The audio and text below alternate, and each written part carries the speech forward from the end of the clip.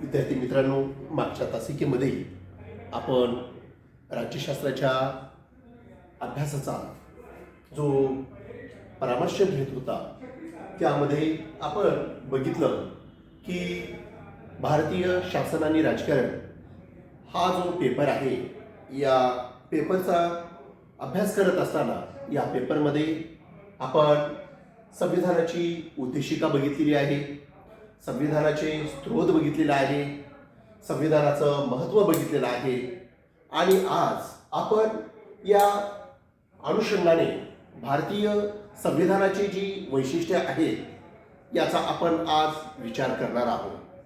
मित्रहो, भारताने ज्या संविधानाचा स्वीकार केलेला आहे, हे संविधान स्वीकार करत असताना खऱ्या अर्थाने दुसऱ्या महायुद्धानंतर जगामध्ये अनेक देश हे पारतंत्र्यातून मुक्त होत होते आणि जेव्हा भारत हा ज्या पद्धतीने ब्रिटिशांच्या पारतंत्र्यातून मुक्त झाला आणि पारतंत्र्यातून मुक्त झाल्यानंतर ब्रिटिशांनी भारताला एक शासन प्रणाली देण्यासाठी एक कायदा किंवा संहिता, मूलभूत संहिता, आणि ही मूलभूत संहिता स्वीकारण्यासाठी त्यांनी भारतातील व्यक्तींना संविधान स्वीकारण्याची किंवा संविधान लिहिण्याची, संविधान बनवण्याची जबाबदारी भारतीय व्यक्तीवरती टाकली.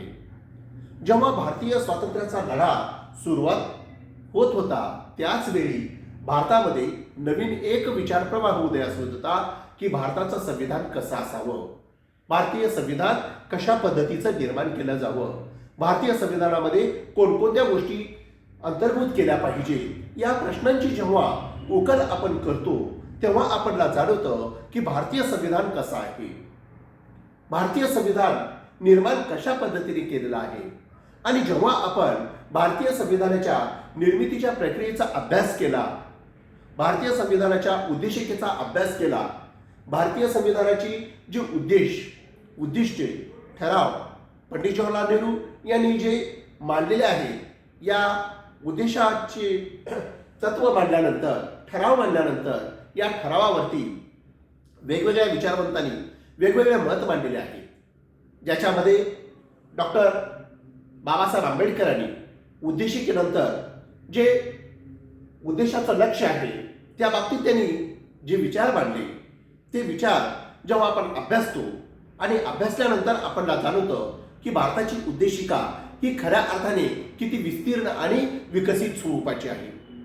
आणि अशा स्वरूपाचं जेव्हा 26 नोव्हेंबर 1949 रोजी डॉक्टर राजेंद्र प्रसाद यांनी संविधान सभेमध्ये भाषण करतात आणि भाषण करत असताना या संविधान सभेमध्ये संविधानाचं जे विस्तृत रूप आहे, जे व्यापक रूप आहे, या संविधानाची जी रचना आहे, यांचं ते एक प्रकारे सखोल ज्ञान जगासमोर मांडतात आणि ते मांडत असताना म्हणतात की भारताचा जो भूभाग आहे, भारताची जी रचना आहे, भारताचं जे क्षेत्र आहे, भारताची जी भाषा आहे ही बहुभाषिक आहे, विस्तीर्ण असा भूप्रदेश आहे. आणि हा भूप्रदेश सपाट भूप्रदेश आहे, डोंगराळ भूप्रदेश आहे, हिमालयाच्या पर्वतामध्ये वसलेला भूप्रदेश आहे, समुद्र किनाऱ्याला बसलेला भूप्रदेश आहे. असा एकमेव देश आहे की अशा विविध अंगाने भूप्रदेश बसलेला आहे. आणि या भूप्रदेशाला चतुर्सीमा निर्माण करणं आणि या भूप्रदेशातील मानवांना जे आवश्यक आहे त्या गोष्टी संविधानातून देणं हे खूप अवघड होतं. हे वर्णन करत असताना त्यांनी जी लोकसंख्या आहे ही लोकसंख्या सांगतात की भारताची जी लोकसंख्या आहे ही लोकसंख्या खऱ्या अर्थाने पूर्ण युरोप आणि फ्रान्स एकत्रित जरी केला तर भारतात इतकी लोकसंख्या होत नाही. म्हणजे 1950च्या सुमारास भारताची लोकसंख्या ही एक 40 कोटी ही लोकसंख्या होती. तर हीच लोकसंख्या जेव्हा 1951 मध्ये जनगणनेनुसार जेव्हा विचार करतो तर ही लोकसंख्या पूर्ण युरोप आणि फ्रान्स मिळून 29 कोटी होती. म्हणजेच 10 कोटी जास्त लोकसंख्या होती.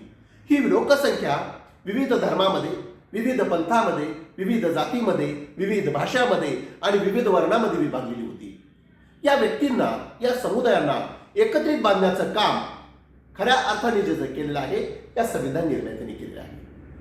मग असं संविधान आपण जेव्हा स्वीकारतो आणि स्वीकार केल्यानंतर या संविधानानुसार जेव्हा आपण भारतीय राज्यघटनेनुसार देशाची रचना निर्माण करतो आणि रचना निर्माण करत असताना आज आपण 21व्या शतकामध्ये भारतीय संविधानाकडे बघतो तर खऱ्या अर्थाने 21व्या शतकातील सर्वश्रेष्ठ संविधान असं भारतीय संविधान दिसून येतं. मग याचं वैशिष्ट्य काय आहे? हे संविधान इतकं विस्तीर्ण काय आहे? या संविधानावरती अनेक जण समीक्षा सुद्धा करतात. या संविधानाने तो दिलेला अधिकारच म्हणावा लागेल. या संविधानाचं गुणगान करतात, हा दिलेला अधिकारच समजावा लागेल. म्हणजेच या भारतीय संविधानाची जेव्हा आपण रचना बघितली, निर्मिती बघितली, उद्देश बघितला, हे सर्व बघितल्यानंतर जेव्हा भारतीय संविधानाकडे आपण नजर टाकतो तर भारतीय संविधानाकडे नजर टाकल्यानंतर पहिल्यांदा आपल्या लक्षात येतं की भारतीय संविधान हे एक अद्वितीय संविधान आहे. या संविधानाने सर्वांना जगण्याचा अधिकार दिलेला आहे, सर्वांना समानतेचा अधिकार दिलेला आहे, सर्वांना सांस्कृतिक एकतेचा अधिकार दिलेला आहे, सर्वांना भाषिक एकतेचा अधिकार दिलेला आहे, सर्वांना काम करण्याचा समान वेतनाचा अधिकार दिलेला आहे. यासोबतच या संविधानाची जी वैशिष्ट्ये आहेत, या संविधानाची वैशिष्ट्ये जर आपण विस्तारितपणे बघितलं तर आपल्याला जाणवतं की हे संविधान जगातील सर्वात मोठं असे संविधान आहे.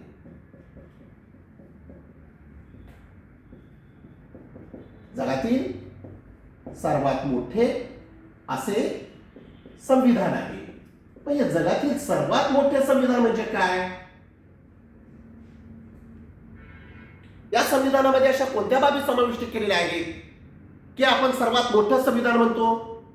जेव्हा आपण बघतो तर सर्वात छोटे सुद्धा संविधान आहे, ज्यामध्ये 18व्या शतकामध्ये अमेरिकेमध्ये संविधान निर्माण करण्यात आलं आणि हे संविधान, अमेरिकेचं संविधान, हे फक्त 7 कलमाचं आहे. त्याच पद्धतीने आपण कॅनडाचा विचार करतो तर कॅनडाचं संविधान 147 कलमांचं आहे. त्याचप्रमाणे आपण ऑस्ट्रेलियाचा विचार करतो, ऑस्ट्रेलियाचे संविधान हे 128 कलमाचं आहे. त्याच पद्धतीने आपण चीनचा विचार करतो तर चीनचं संविधान हे 106 कलमांचं आहे.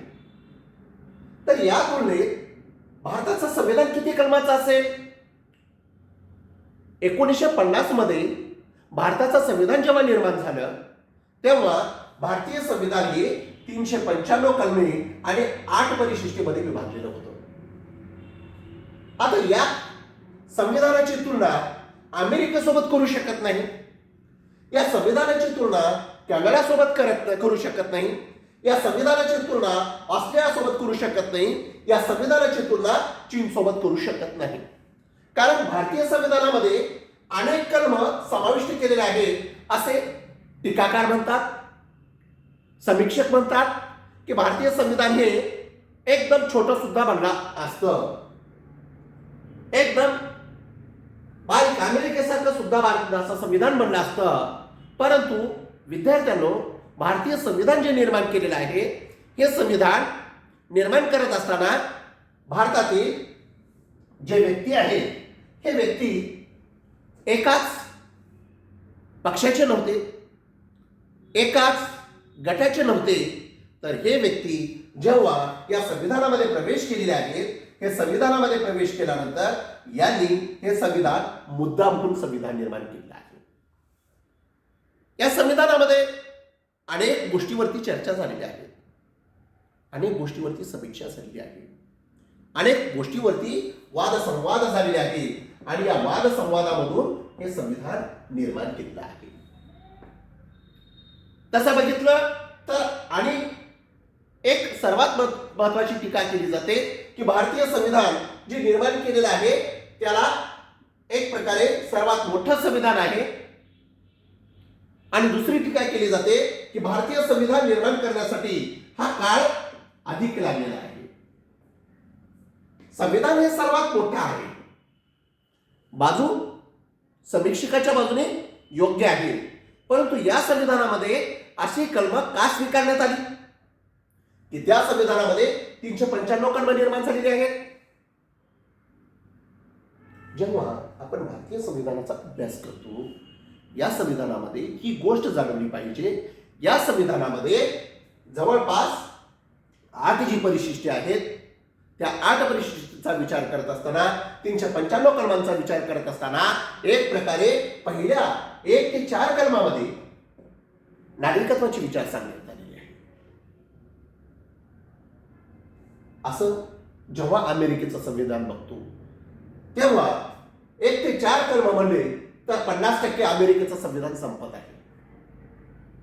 मग पहिल्या कलमामध्ये नागरिक कुणाला म्हणावं, कोणत्या व्यक्तीला भारताचा नागरिक म्हणून स्वीकारता आला पाहिजे, त्याच पद्धतीने तो कोणत्या राज्याचा नागरिक असला पाहिजे, त्याच पद्धतीने तो राज्याचा नागरिक आहे तसेच तो देशाचाही नागरिक असला पाहिजे. एखादा नागरिक दुसऱ्या राज्यामध्ये वास्तव्य करत असेल तर त्याचं नागरिकत्व बदलता येतं का? नाही. तो कोणताही नागरिक आपल्या देशामध्ये जवळपास 28 घटक राज्य आहेत, 29 घटक राज्य आहेत. या 29 घटक राज्यापैकी कोणत्याही घटक राज्यामध्ये जर तो व्यक्ती जन्मास आला तर तो व्यक्ती प्रथमतः भारतीयच आहे. तो कोणत्याही घटक राज्यामध्ये जन्माला आला तर तो घटक राज्याचा नागरिक नाही, तो देशाचा नागरिक आहे. परंतु अमेरिकेमध्ये तसं नाहीये. अमेरिकेमध्ये जे 50 घटक राज्य आहेत त्या राज्याचा तो पहिला प्रतिनिधी आणि नंतर अमेरिकेचा नागरिक आहे. परंतु भारताने तसं नागरिकत्व स्वीकारलेलं नाहीये.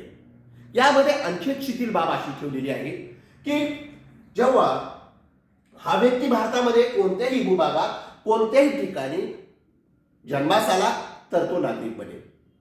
त्याच पद्धतीने एखादा व्यक्ती, परकीय व्यक्ती भारतामध्ये आगमन केल्यानंतर, भारतामध्ये वास्तव्य केल्यानंतर सलग तो 10 वर्ष जर वास्तव्य केला असेल तर त्याला नागरिकत्वाचा अधिकार भारतीय राज्यघटनेने दिलेला आहे. मग तो भारतीय नागरिक झाल्यानंतर त्या 10 वर्षानंतर तो शासन प्रणालीचा सुद्धा अंग बनू शकतो, ज्यामध्ये कायदे मंडळ आहे, कार्यकारी मंडळ आहे, न्यायमंडळ आहे. या प्रत्येक याच्यामध्ये तो सहभागी होऊ शकतो. आणि अशा पद्धतीने जेव्हा आपण याची विस्तारित अशी माहिती बघतो तर आपल्याला असं जाणवतं की अमेरिकेपेक्षा भारतीय राज्यघटना एक प्रकारे विस्तारित स्वरूपाची आहे. जेव्हा आपण नागरिकत्वाचा विचार करतो त्याच पद्धतीने संघराज्य, केंद्र राज्य याचा नागरिक असला पाहिजे. मग हे जे देश निर्माण होत आहे, या देशाला निर्माण करण्यासाठी एक देश असेल त्याला आपण केंद्र म्हणतो आणि इतर घटक राज्य असतील त्यांना राज्य असं म्हणतो. एक देश आहे, या देशामध्ये अनेक घटक राज्य निर्माण होती. सुरुवातीला 11 होती, 16 झाली, आज 29 पर्यंत गेलेली आहेत. हे घटक राज्य जे निर्माण होतात हे निर्माण करण्याचं काम त्या संविधानाने दिलेलं आहे. परंतु अमेरिकेमध्ये असं होत नाही. जे 50 घटक राज्य आहेत ते 50च राहतील, 51 निर्माण होणार नाही.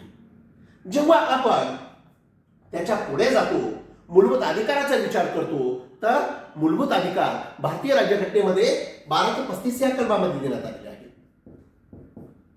हे जे मूलभूत अधिकार 12 ते 35 कलमामध्ये देण्यात आलेले आहेत, हे मूलभूत अधिकार का देण्यात आलेले आहेत, कशासाठी देण्यात आलेले आहेत?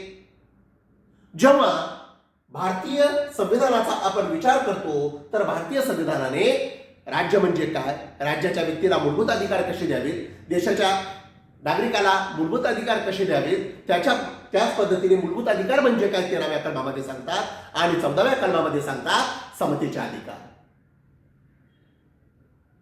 समता कशी असावी? आणखी प्रश्न निर्माण होतो, समता म्हणजे काय? याचं विस्तारित रूप भारतीय संविधानामध्ये दिलेलं आहे. मग कायद्यापुढील समता ही समान आहे. धर्म, जात, पंथ, वंश, लिंग यांना न जुमानता सर्व व्यक्ती समान आहेत. या उद्देशाने प्रत्येकाला समान अधिकार देण्याचं काम या मूलभूत अधिकाराने केलेलं आहे. त्याचबरोबर भेदभाव केला जाणार नाही. भेदभाव कसा केला जाणार नाही? तू उच्च आहेस, मी कनिष्ठ आहे. तू श्रेष्ठ आहे, तो नीच आहे.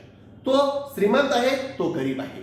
असा भेदभाव घटनेने कधीही करणार नाही याची जबाबदारी संविधानाने घेतलेली आहे. याची जबाबदारी संविधान घेत असताना या संविधानाने प्रत्येक गोष्टीची सूक्ष्मपणे माहिती संकलित करून वाद संवाद परंपरेतून हे संविधान निर्माण झालेलं आहे. अनेक जण म्हणतात की भारतीय संविधान निर्माण होत असताना दुसऱ्या देशाच्या संविधानाच्या कृती कलम उचलले आणि त्याच पद्धतीने भारतीय संविधान निर्माण केलेलं आहे अशी टीका केली जाते. असो, पण या टीकेचा जेव्हा आपण सूक्ष्मपणे अभ्यास करतो तेव्हा आपल्याला असं जाणवतं की भारतीय संविधानामध्ये ज्या पद्धतीने समतेचा अधिकार सांगण्यात आलेला आहे, भेदभावाचा अधिकार सांगण्यात आलेला आहे, भेदभाव नष्ट कसा करावा हे सांगण्यात आलेलं आहे, त्याच पद्धतीने अस्पृश्यता नष्ट करण्यासाठी 17वा कलम स्पष्ट करण्यात आलेला आहे. 18वा कलम एक प्रकारे ज्या पदव्या स्वातंत्र्यापूर्वी दिल्या जात होत्या, राव बहादूर पदवी दिली जात होती, वेगवेगळ्या पदव्या दिल्या जात होत्या, मग या पदव्या सगळ्या संपुष्टात आणल्या आणि 26 जानेवारी 1950 पासून सगळे हे जे कायदे होते सुरुवातीचे ते संपुष्टात आणले आणि भारतीय संविधानानुसार हे देश चालू लागले. आणि अशा पद्धतीने जेव्हा आपण समतेचे अधिकार बघतो 18 कलमामध्ये, तेव्हा आपल्याला जाणवतं की हे संविधान निर्माण करत असताना स्त्री असो पुरुष, श्रीमंत असो गरीब, उच्च असो कनिष्ठ, प्रत्येकाला समानतेची जाणीव आणि हक्क देण्याचा प्रयत्न या संविधानाने केलेला आहे. सोबतच या संविधानामध्ये स्वातंत्र्याचे अधिकार सुद्धा देण्यात आलेले आहे. हे स्वातंत्र्याचे अधिकार कसे देण्यात आलेले आहे? हे स्वातंत्र्य एक प्रकारे स्वातंत्र्य देत असताना 19व्या कलमामध्ये जे स्वातंत्र्य देण्यात आलेले आहे हे 6 पद्धतीने देण्यात आलेले आहे. ज्यामध्ये पहिलं स्वातंत्र्य आहे एक प्रकारे भाषण आणि विचार करण्याचं स्वातंत्र्य. प्रत्येकाला कोणताही व्यक्ती असो त्या व्यक्तीला बोलण्याचा अधिकार देण्यात आलेला आहे. आता मी शिक्षक आहे, मला 50 मिनिट बोलावं लागतं, पण मी ज्या पद्धतीने बोलतो त्याच पद्धतीने समाजातील प्रत्येक वर्णाला, जातीला त्याची बाजू मांडण्याचा अधिकार ह्या ठिकाणी या संविधानाने देण्यात आलेला आहे. यापूर्वी असं होतं का? यापूर्वी आपल्या देशामध्ये असं नव्हतं. काही विशिष्ट लोकांनाच बोलण्याचा अधिकार होता, काही विशिष्ट लोकांनाच वाचन करण्याचा अधिकार होता, काही विशिष्ट लोकांनाच काम करण्याचा अधिकार होता. आणि ही सगळी सिस्टम बदलण्याचा प्रयत्न पूर्णपणे या संविधानाने केलेला आहे. ज्या पद्धतीने भाषण करण्याचा अधिकार होता, भाषण कसं करावं, भाषण करत असताना भाषण जेव्हा करतो तर हे भाषण करत असताना त्याच्यावर मर्यादा सुद्धा ठेवण्यात आलेल्या आहे. ज्यामध्ये ते भाषणामध्ये एक प्रकारे आतंकवादी किंवा दहशतवादी वातावरण निर्माण करण्याचं भाषण असू नये, देशाला विघातक स्वरूपाचं भाषण असू नये, अशा स्वरूपाची मर्यादा सुद्धा या स्वातंत्र्यामध्ये लादण्यात आलेली आहे. त्याच पद्धतीने आपण जेव्हा दुसरा मुद्दा बघतो तर याच्यामध्ये भाषण स्वातंत्र्य देण्यात आलेलं आहे. दुसरी गोष्ट सभा संमेलने घेण्याचे स्वातंत्र्य देण्यात आलेले आहे. कोणता व्यक्ती सभा घेऊ शकतो, कुठेही सभा घेऊ शकतो, त्याला काहीच बंधने नाही. आता बदलापूरचा विद्यार्थी म्हणला की मी आज नगरपालिकेच्या समोर सभा घेणार आहे, त्याला कायदेशीररित्या सभा घेण्याचा अधिकार आहे. तो म्हणला की बदलापूरच्या पंचायत समिती समोर सभा घेणार आहे, तो पंचायत समिती समोर सभा घेऊ शकतो. त्याच पद्धतीने त्यानं म्हणलं की मी बदलापूरचा नागरिक आहे, मला जंतर मंतरला दिल्लीला सभा घ्यायची आहे, तरी सुद्धा तो घेऊ शकतो. भारतातील कोणत्याही कानाकोपऱ्यात तो सभा घेऊ शकतो. कन्याकुमारी ते जम्मू काश्मीर आणि कच्छ ते पश्चिम बंगाल या 4 सीमामध्ये तो भारतातील कोणत्याही ठिकाणी शांततेत आणि संयमाने तो सभा घेऊ शकतो. अशा पद्धतीचं स्वातंत्र्य सभा आणि संमेलन घेण्याचं स्वातंत्र्य संविधानाने देण्यात आलेलं आहे. त्याच पद्धतीने दुसरा आहे भारताच्या कोणत्याही विभागात वास्तव्य करण्याचं स्वातंत्र्य. म्हणजे भारतातील, आता मी तुम्हाला सांगितलं की कोणताही नागरिक कोणत्याही राज्यामध्ये जन्मला असेल, तो जन्मल्यानंतर त्याला वाटलं की मी महाराष्ट्राचा आहे, आता मला कर्नाटकमध्ये राहायचंय, कर्नाटकमध्ये राहू शकतो. त्याला वाटलं गोव्यामध्ये राहायचंय, गोव्यामध्ये राहू शकतो. त्याला वाटलं जम्मू काश्मीरमध्ये राहायचंय, जम्मू काश्मीरमध्ये राहतो. शिलाँगमध्ये राहायचंय, शिलाँगमध्ये राहतो. कन्याकुमारीमध्ये राहायचंय, कन्याकुमारीमध्ये राहतो. इतकं स्वातंत्र्य भारतीय संविधानाने दिलेलं आहे. मग या अगोदर असं होतं का? या अगोदर अशा स्वरूपाची सिस्टम नव्हती. आणि असे सूक्ष्म ज्ञान, सूक्ष्म हक्क, सूक्ष्म अधिकार हे संविधानाने व्यक्तीला देण्याचा प्रयत्न संवैधानिकरित्या केलेला आहे. आणि म्हणून भारताचे संविधान हे जगातील सर्वात मोठे असे संविधान बनत आहे. याचसोबत दुसरा मुद्दा आहे की व्यवसाय.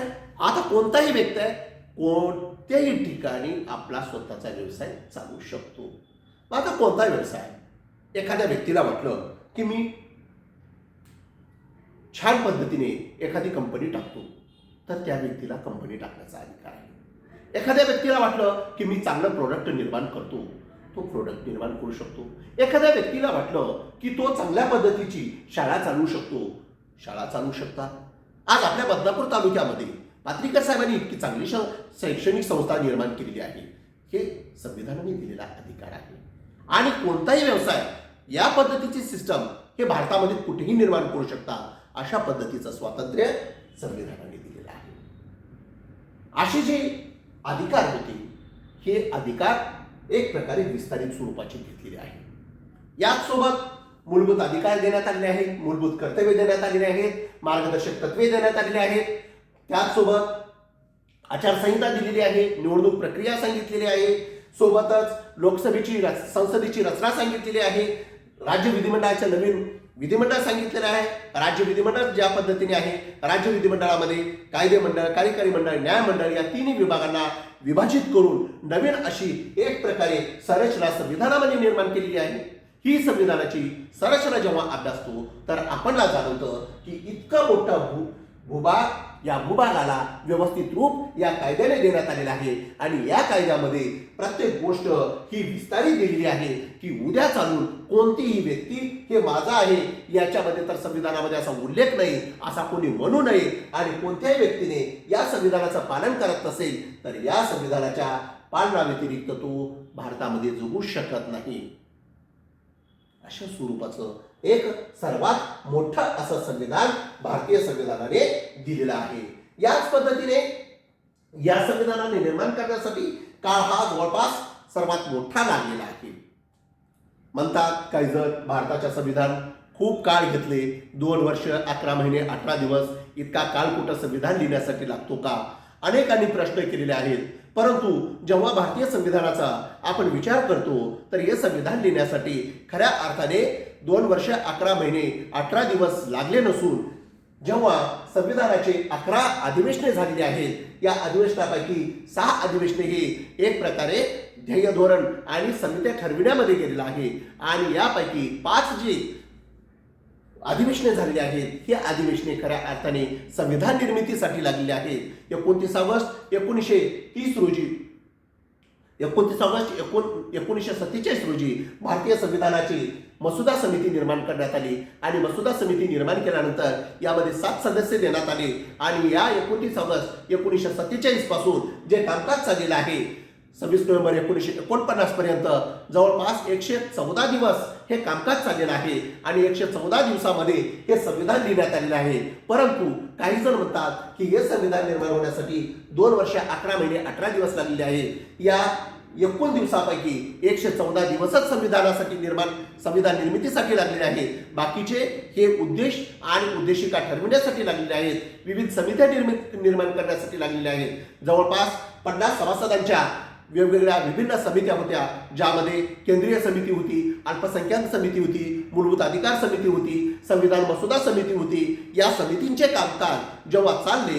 हे संविधान समितीचं कामकाज जवळपास 6 अधिवेशनापर्यंत चाललं. आणि 6 अधिवेशन म्हणजेच 9 डिसेंबर 1946 ते 29 ऑगस्ट 1947 पर्यंत एक प्रकारे मसुदाची जी निर्मिती आहे कसं करावं या बाबतीत चाललं. परंतु जेव्हा मसुदा समितीचं कामकाज सुरू झालं खऱ्या अर्थाने, तेव्हापासून ते 30 ऑगस्ट 1947 ते 26 नोव्हेंबर 1949 या कालखंडापर्यंत जो काळ लागलेला आहे, हा काळ जेव्हा अभ्यासतो तर हा काळ खऱ्या अर्थाने 114 दिवसाचा लागलेला आहे. आणि 114 दिवसाचा जो काळ लागलेला आहे, हा काळ खूप कमी काळ लागलेला आहे, तरी सुद्धा या संविधानामध्ये ज्या निर्मिती केलेल्या आहेत, ज्यामध्ये नागरिकत्वाचे आपण बघितलं, नागरिकत्वाचे अधिकार सांगण्यात आलेले आहेत. त्याच्यानंतर केंद्रीय विधिमंडळ सांगण्यात आलेलं आहे. केंद्रीय विधिमंडळासोबतच मूलभूत अधिकार सांगण्यात आलेले आहेत, मूलभूत कर्तव्य सांगण्यात आलेले आहेत. त्याच्यानंतर राज्य विधिमंडळाची रचना सांगण्यात आलेली आहे. राज्य विधिमंडळाची रचना सांगितल्यानंतर या देशामध्ये जे अनुसूचित जाती जमाती या व्यक्तींचा समावेश संविधानामध्ये करण्यात आलेला आहे, त्यांना जे अधिकार देण्यात आलेले आहेत, ज्यामध्ये निवडणुकीची प्रक्रिया आहे 324 ते 328 कलमामध्ये ते सांगण्यात आलेलं आहे. आणीबाणी विषयक अधिकार सांगण्यात आलेले आहेत. 352 ते 360 कलमामध्ये आणीबाणी विषयक अधिकार सांगण्यात आलेले आहेत. त्याच्यानंतर भाषेबाबत विचार सांगण्यात आलेले आहे. अल्पसंख्याक समुदाय 339व्या कलमामध्ये सांगण्यात आलेला आहे. अशा पद्धतीने वेगवेगळ्या समुदायांचा, वेगवेगळ्या वर्गांचा, वेगवेगळ्या घटकांचा समावेश हा न्यायी स्वरूपातून करण्यात आलेला आहे. या समुदायांना समता, स्वातंत्र्य, बंधुता आणि न्याय हे मिळालं पाहिजे. आणि हा नागरिक या देशाचा नागरिक आहे. या देशाचा नागरिक जेव्हा या देशामध्ये वावरतो तर त्याला समतेनुसार, स्वातंत्र्यानुसार आणि न्यायानुसार व बंधुतेनुसार जीवन जगता यावं, यामुळे या संविधानाला विस्तृत निर्माण करण्यासाठी हा एवढा काळ लागलेला आहे. आणि असं संविधान निर्माण करत असताना या संविधानामध्ये लवचिकता सुद्धा ठेवण्यात आलेली आहे. या पॉइंटचं जेव्हा आपण माहिती बघतो तर हा सर्वात महत्वाचं घटक म्हणजे जगातील सर्वात मोठे असे संविधान म्हणून हे एक वैशिष्ट्य मानलं जातं. हे याच्यामुळेच मानलं जातं की नागरिकाच्या सर्व ज्या गरजा आहेत, ज्या अधिकार आहेत, जे हक्क आहेत आणि कर्तव्य आहेत याला अंतर्भूत करण्याचा प्रयत्न संविधानाने केल्यामुळे हे संविधान जगातील सर्वात मोठं असं संविधान समजलं जातं. यानंतर दुसरा घटक बघतो की हे संविधान जेव्हा बघतो तर या संविधानामध्ये दुसरा वैशिष्ट्य की प्रौढ मताधिकाराचा स्वीकार केलेला आहे. प्रौढ मताधिकार म्हणजे काय? बघा, आपल्या देशाच्या राजकीय व्यवस्थेचा आपण अभ्यास केला तर आपल्याला जाणवतं की आपल्या देशामध्ये अनेक प्रांत होते, अनेक संस्थान होते, जवळपास 565 संस्थान होते. आणि या 565 संस्थानामध्ये त्या राजाचंच वर्चस्व चालत होतं. तो राजा जसा बोला, राजा बोले दल हाले, अशी अवस्था प्रत्येक राजकीय वस्तीची होती.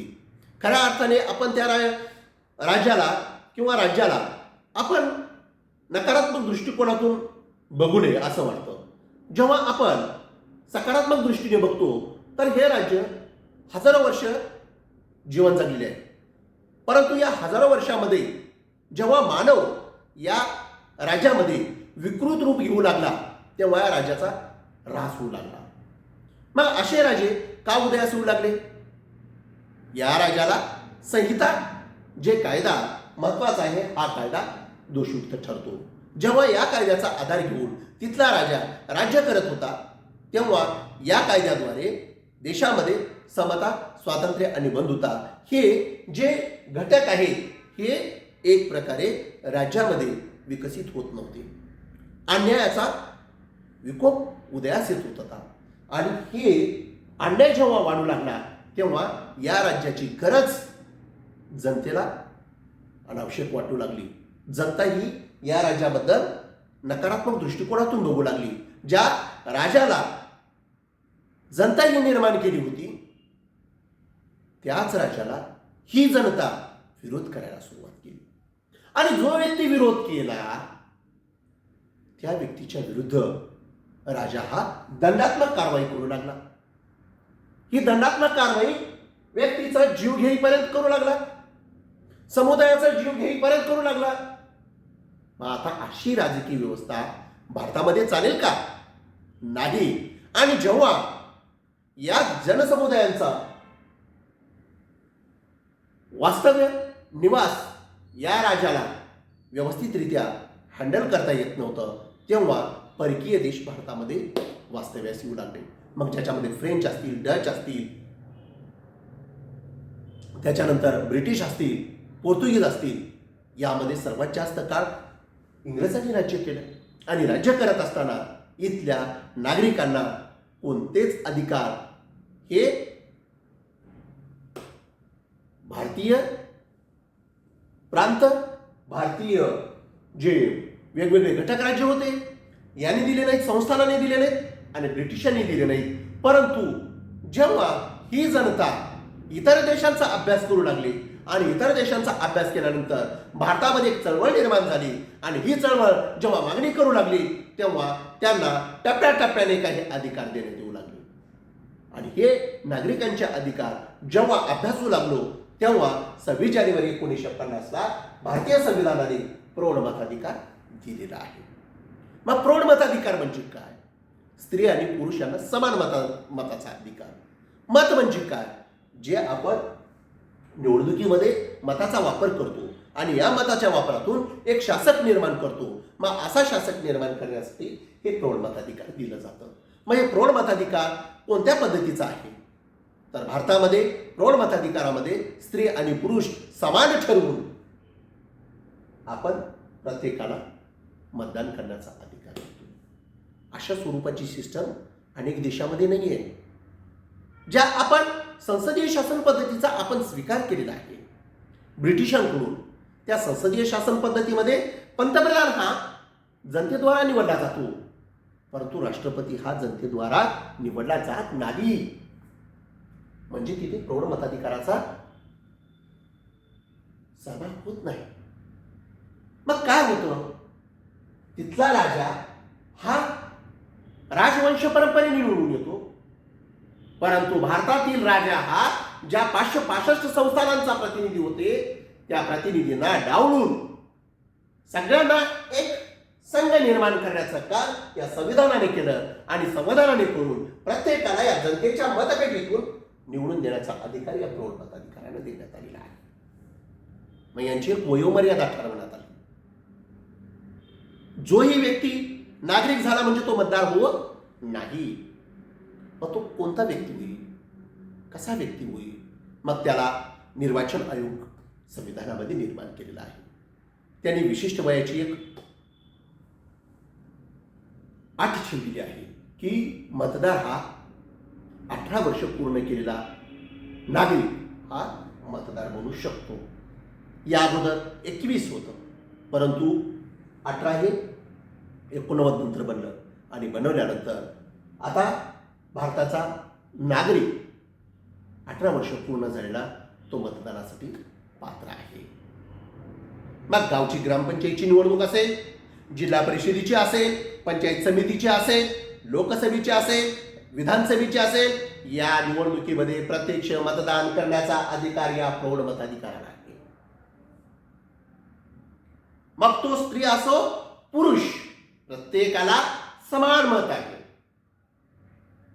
मग त्याचे वय पूर्ण झाल्यानंतर त्या मतदाराला मतदान कार्ड दिलं जातं. तो मतदान करण्यासाठी तयार होतो. मतदानासाठी तयार झाल्यानंतर त्याची नोंदणी केली जाते. तो त्या प्रांतातून, त्या भागातून, त्या जिल्ह्यातून, त्या तालुक्यातून, त्या गावातून, त्या नगरातून त्याचं मतदान कार्ड बनवलं जातं आणि कार्डच्या नंबरानुसार त्याचं वोटिंगचा अधिकार दिला जातो आणि तो मतदार बनतो. अशा पद्धतीचं विस्तारित स्वरूप भारतीय राज्यघटनेमध्ये समाविष्ट करण्यात आलेला आहे. आणि या मतपेटीतून जोही व्यक्ती निवडून येतो त्यानं बहुसंख्याकानुसार तो इथला शासक बनतो. उदाहरणार्थ लोकसभेचं आपण मतदान बघतो तर जवळपास 15 ते 20 लाख लोकसंख्येच्या पाठीमागे एक प्रतिनिधी निवडून येतो आणि एक प्रतिनिधी निवडून येत असताना तो प्रतिनिधी निवडून येतो. असे 545 प्रतिनिधी निवडले जातात आणि 545 प्रतिनिधीमधून एक प्रतिनिधी हे पंतप्रधान म्हणून नियुक्त केला जातं. ज्यामध्ये आज नरेंद्र मोदी हे पंतप्रधान झालेले आहेत, तर हे नरेंद्र मोदी जनतेच्या मतपेटीतून निर्माण झालेले आहेत आणि यांना निवडून देण्याचा अधिकार हा प्रौढ मताधिकार आहे. अशा स्वरूपाची निवडणूक प्रक्रिया प्रौढ मताधिकार दिलेली आहे. म्हणून भारतीय राज्यघटनेचं सर्वात महत्वाचे एक वैशिष्ट्य समजलं जातं. ओके, आता उरलेला भाग पुढच्या तासात बघू.